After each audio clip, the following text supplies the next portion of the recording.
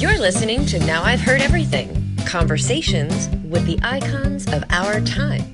I had to go through what probably every Vietnam veteran went through, kind of a metamorphosis of getting rid of the bitterness, getting rid of the anger, and be able to kind of sit back and look at that war. And it was a very bad war. Former Army Colonel David Hackworth. Today on Now I've Heard Everything, I'm Bill Thompson.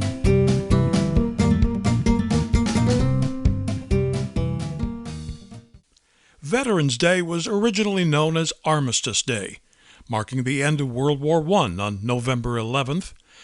So perhaps it was fitting that when a baby boy was born on Veterans Day in 1930, that he would grow up to have an illustrious military career. David Hackworth joined the Army shortly after World War II. He then served in and was decorated for his service in Korea. And by the 1960s, David Hackworth had become the youngest Army colonel in Vietnam. And in 1969, he helped form what became known as Tiger Force. After the war, Hackworth became a journalist and an author. He wrote several books about his experience, including one in 2002 that he called Steal My Soldiers' Hearts. He and I talked about the book that spring, including his wife's essential role in writing it. In a moment, my conversation with Colonel David Hackworth. Over a 30-year span, national radio personality Bill Thompson did over 10,000 interviews with people who had a hand in shaping our culture and our society. Here is one of those interviews. Enjoy. So here now, from 2002, Colonel David Hackworth. Let me ask you first, before we get into the real substance of the book, about something that you had written, I guess, in the acknowledgments at the end of the book. Apparently, Elise did most of the interviews for this book. She did all of the interviews. But what happened was I would start off, and what the story's about is the story of 300 draftees in the Vietnam War that were in what was called the most hopeless battalion in the United States Army. They brought me over from the United States to doctor it. And so I didn't want to write. You're looking at America's most reluctant author. And I love to write, but I didn't want to write this book because I didn't want to open all those doors that I'd nailed shut. I wanted to not go back to Vietnam again. Every year we meet at a reunion. My wife saw the pain. She saw what these veterans had gone through. And remember, these veterans were, in '69, the war had been going on 5 years. They knew the score. They were 19 and 21-year-old boys who, at 14 and 15, realized their brothers had gone, that it was a no-win operation. So as a result, in '69, they thought they could stay alive by staying in their bunker. And I tried to, and my job was to transform them and convince them that they could go take the war to the enemy, and their chances of making it home were all that much better. So at the reunions, my wife came up with this comment that these 50-year-old guys are holy men, that they were just so incredible. And she said, we've got to tell their story. They've got to have closure. They came back from Vietnam. They were baby killers. They were Nazis. They were spit upon. They've never been welcomed home. They've never been honored. So you have to tell that story. So then we get to, okay, we'll interview the guys. So I call up and say, hi, this is Hack. Yes, Colonel. No, forget the Colonel stuff. We're all civilians now. The war's been over for us for over 30 years. Just call me Hack. Yes, sir. I'll just call you Hack, sir. And I never got anything out of them. Zilch. Elise would get on the phone and say, oh, hi, Bill. How's the wife? How are the kids? And suddenly they're spilling their guts about the things they haven't told anyone, because they too had locked the war behind these doors in their head. So she did brilliant stuff interviewing, and the book is really the 300 voices of the captains, lieutenants, the sergeants, the gunners, the guys that brought up the beans and the bullets, the guys that fought in the helicopters, who flew the fighter airplanes. Everyone that supported this unit, their voices are in the book. I'm guessing that having her as kind of the buffer also allowed them to speak a little bit more freely about you. Oh yeah, meaning I was not the most popular guy there. And one kid You weren't? No. And one kid named Tommy Akins from Georgia said to Elise, "Well, I hate to tell you this, Elise, but I was the first guy in the battalion to throw $20 in the pot to have that son of a blankety blank killed." And there was a kind of a ransom on my head that the troops wanted me disappeared because I was looked upon as this hardcore Spartan that was going to make them go out and fight the enemy. So in the end, they became, from this hopeless battalion, they were transformed into the hardcore battalion, and they ended up achieving the finest combat record of any infantry battalion in Vietnam. And what did the United States Army do with all that wisdom? This is the back of the book. Can I tell you, Bill? If it's not giving away the ending of the story, absolutely. They sent the battalion back to Hawaii and disbanded it. And all that knowledge was lost. And the irony is that the boys that served in this battalion, their sons today are in the Philippines, in Afghanistan. Our ships, airplanes are on the ground all over the world.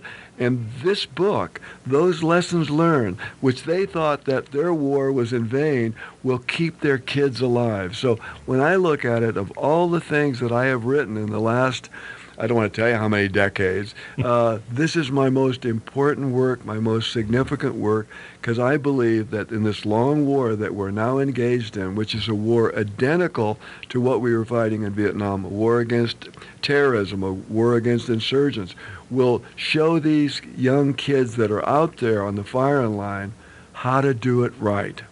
Well, in the end, I mean, as I was reading this book, it struck me how many parallels there are between a Viet Cong who will put some little booby trap in the ground in front of you, and a terrorist who will walk inside a department store in Tel Aviv with some explosives strapped to them. The psychological effect is the same. Yeah, exactly. And the tactics, every aspect of guerrilla warfare. There's no difference between war of terrorism and war of guerrilla warfare. There's absolutely no difference. So what I'm praying that these fundamental lessons learned in this book that are told to us in the voices of the kids who learned the lessons the hard way, that they'll be so important in this long struggle that we are engaged in.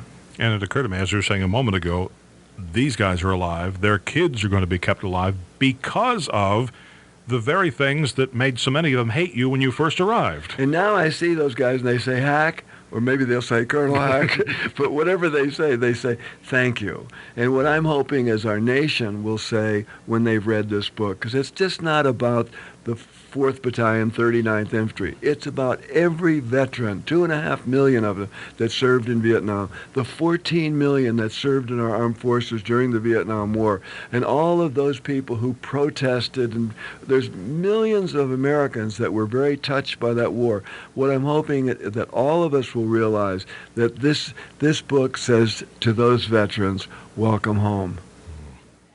Well, in so many ways. I mean, this is not, as you said, this is not just a script for a made-for-TV movie. This is not just the story of one bunch of guys. Although, I must say, having said that, you've got some vivid and very gruesome scenes in this book that describe what it was like for these guys and for you. And as the commander, that I was there with them day in and day out, I was absolutely blown out when I would read the transcripts that my wife gained from these interviews and realize what they had gone through and how they were feeling inside. Because as a commander, you think you know everything. Hey, I probably didn't know 30% of what was going on. Well, at least you know you knew the important 30%. We'll give you credit for that. And I know that the bottom line is it brought me closer to those boys, and so many of them have reached closure already. I've gotten so many calls and messages from the boys that we write about that say, thank you. I just feel like it wasn't in vain. Could you have written this book 10 years ago or 20 years ago? I mean, do we need the passage of time? I think in my case that I had to go through what probably every Vietnam veteran went through, kind of a metamorphosis of getting rid of the bitterness, getting rid of the anger, and be able to kind of sit back and look at that war. And it was a very bad war. We shouldn't have been there in the first place, and look at it objectively. And I think that Still My Soldier's Heart does exactly that. Do you think that these guys are telling things now that they would not have told you 10 or 20 years ago? Well, absolutely. There are stories that the kind of guilt that these kids carried, that they were out on an ambush, the curfew was from darkness to darkness, and 3 o'clock in the morning, there's movement in front of them. In their mind, remember, they're 19 and 20 years old. What's out in front of them is a 10-foot tall Viet Cong that's going to reach in their chest cavity, grab their heart, and eat it raw. And so they blow them away with M16 fire or with a Claymore mine. And then when the light comes, there's a family of civilians dead that had violated the curfew. They wanted to get to the market early. They didn't get the word, whatever the thing was. So when that sergeant realized what he had done, he never called battalion and said, we killed 5 civilians. Then there was a mother and her babies. We killed 5 enemy here, sir, no weapons. They must have taken them out. So they've been carrying that kind of guilt. And now they realize that that's the kind of war it was. It wasn't a war where you were faced with an enemy army that was coming at you with tanks and uniforms and little steel helmets. That we were fighting a guy that was fighting from the shadow, and you never knew who your enemy was. But that's one of the points that is central to this book, is that this was not World War II all over again. No, and it's identical to the kind of war that our men and women are fighting in Afghanistan, as we talk, in the Philippines, around the world. Hopefully they've learned some lessons.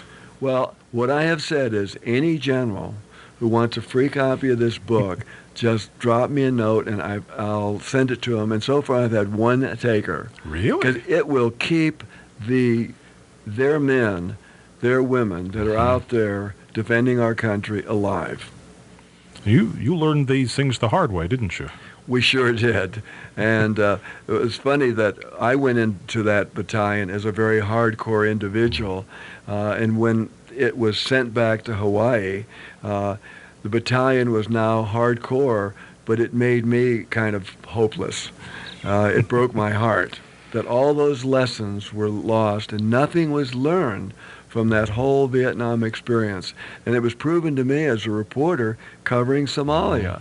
There I realized that everything that we had learned and paid such a terrible price for in Vietnam was lost in Somalia when we lost those 18 Rangers and had another 100 wounded on 3 October 1991. If these stories had been told in real time, in 1969, would the nation, first of all, have listened, and would it have changed the course of the war? I don't know. I don't think that the nation, the citizens, were ready to hear that kind of truth at that time. Too raw at that point. Yeah, too raw, and I think that the momentum of get out of Vietnam was so powerful.